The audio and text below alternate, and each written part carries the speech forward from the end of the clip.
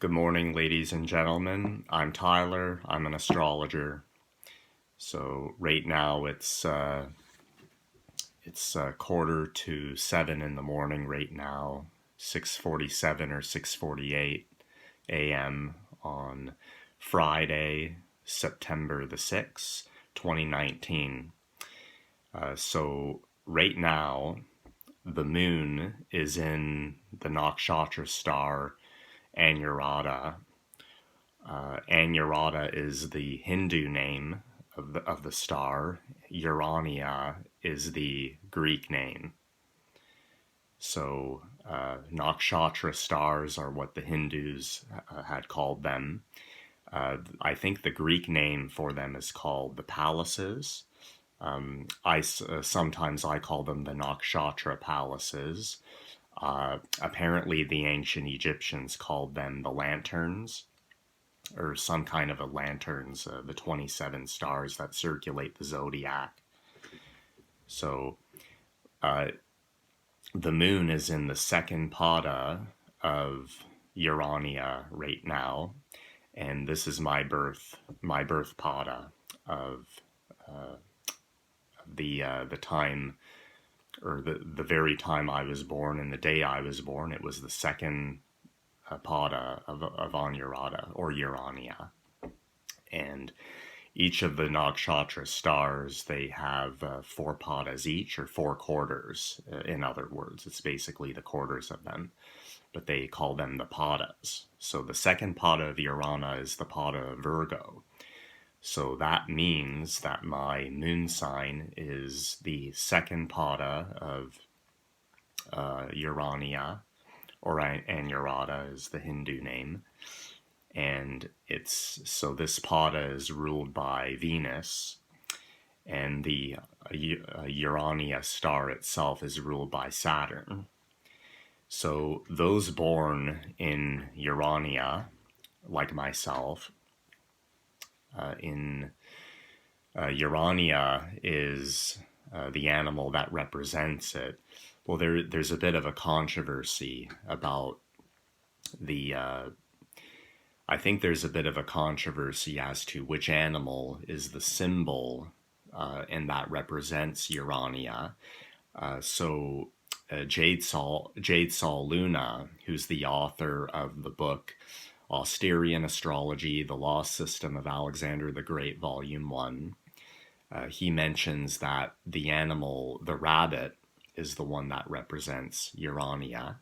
But the Hindus, I believe the Hindus, if I'm not mistaken, they say it's a deer. The animal that represents it is that of a deer. And I'm not sure if there's there was others that said a different animal. So a rabbit and a deer, a rabbit or a hare is another name, and a deer, they're two different animals. So I can't imagine that it would be. It's got to be one or the other, because there can only be one animal representing each nakshatra star, I think. So for all 27, there's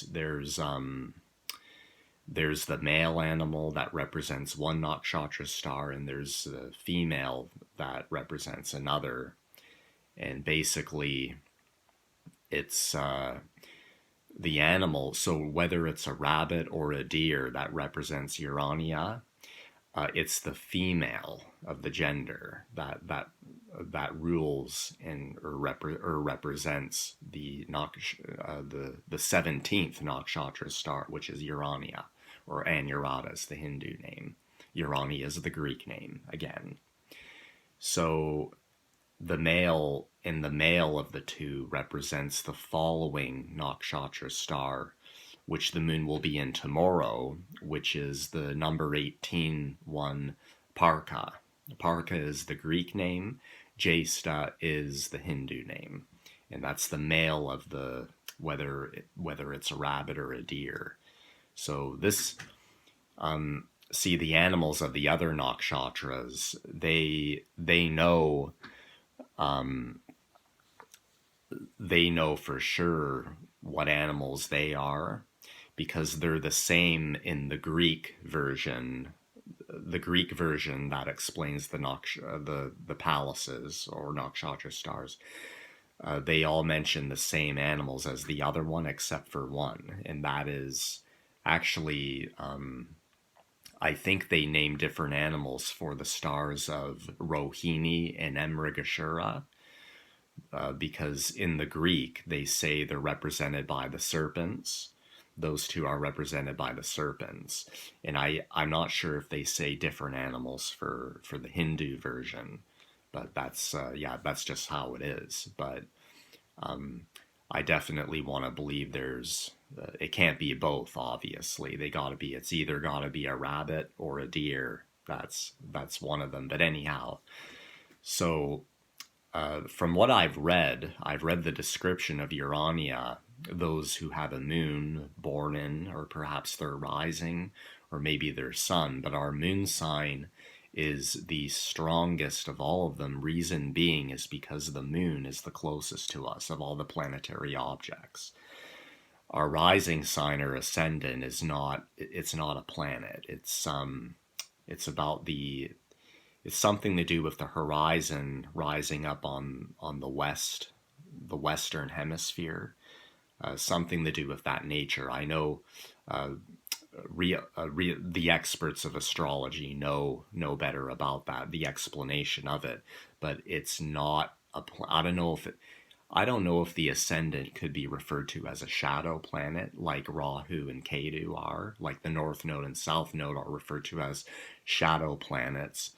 And I'm wondering if the ascendant I didn't read up yet about that, if that could be referred to as a shadow planet as well. But in either event, it's not a real planet, but it has to do with more of our physical appearance and what we appear as to the public eye. Much in the way that our sun sign does. But in either event, of all the real planetary objects, the moon is the closest one to us, which makes the theory that our moon sign is the strongest of ours, of all our sign placements.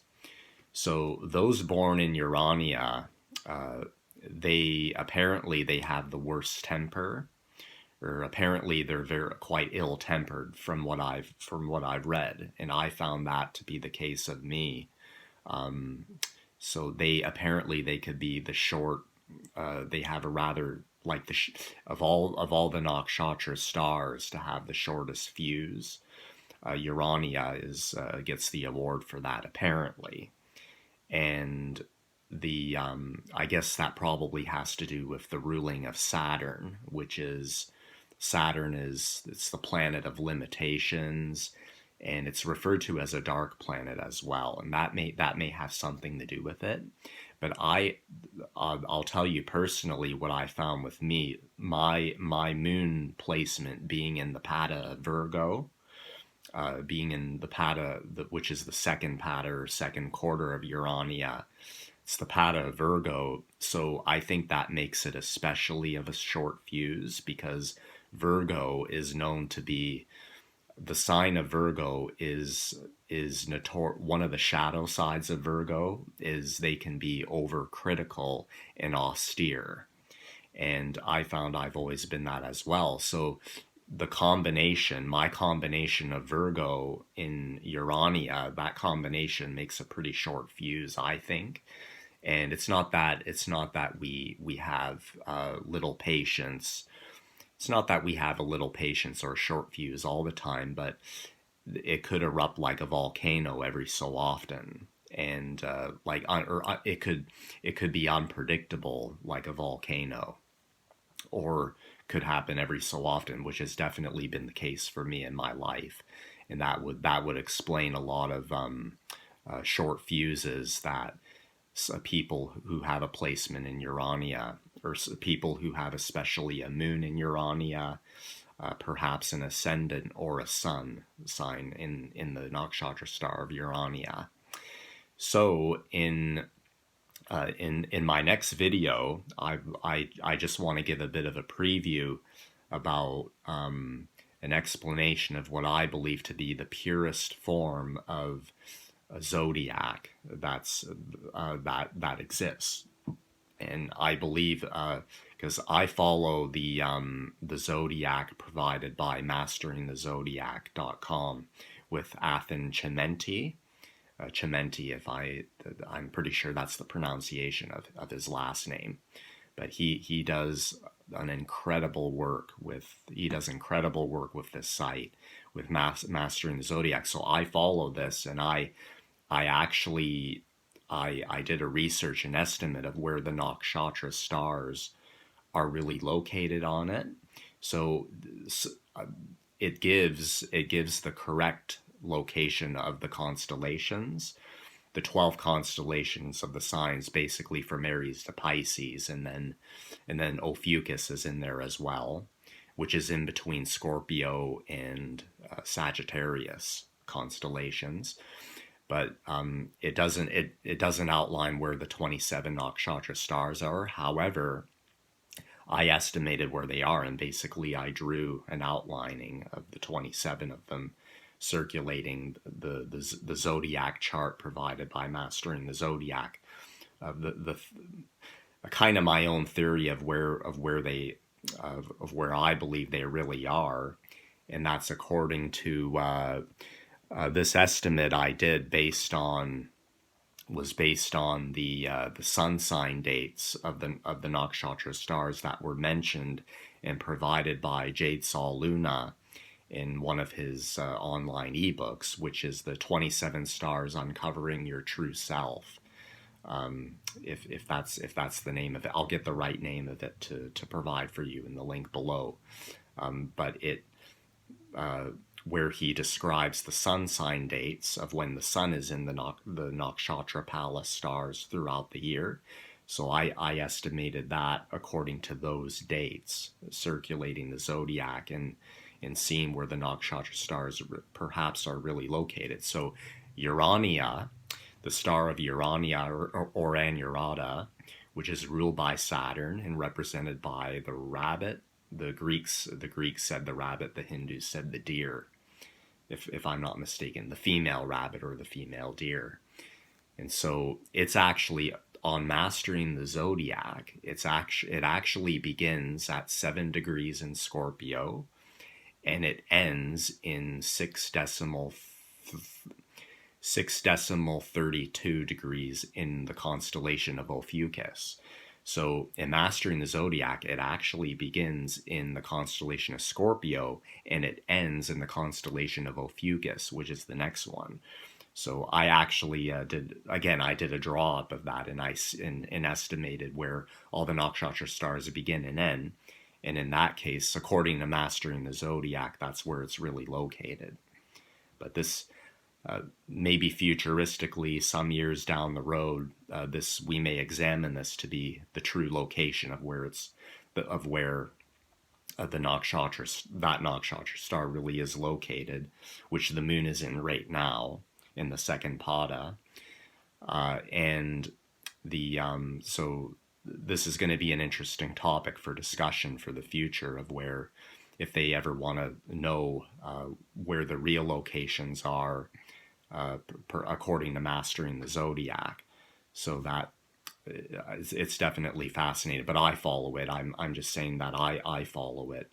I follow Mastering the Zodiac of where all the planets, it says, like where the moon is, the sun is, and all the rest of them of where they are, and this is according to of how the natural sky really looks if we were to see it with our own eyes, and that's what Mastering the Zodiac goes by. So thanks so much again, guys, for watch. I hope you enjoyed this video on a little bit of information on the star of Urania. Urania is the Greek name, Anuradha is the Hindu name. And this is the Nakshatra Palace star that I was born in, or that the moon was in when I was born, which was in the second pada, which the moon is in right now, which I thought would be an appropriate time to make. I definitely wanted to make a video on Urania one of these days, and this time right now is a perfect time to make it, of course, because of the moon's position right now. So thanks again for watching, and today in Chinese astrology, was a day of the fire horse, and it was also a 6th day as well in Vedic numerology, which is supposed to be a fortunate day for me, and definitely a good one to make a new video. Thanks again for watching. All the best, and God bless.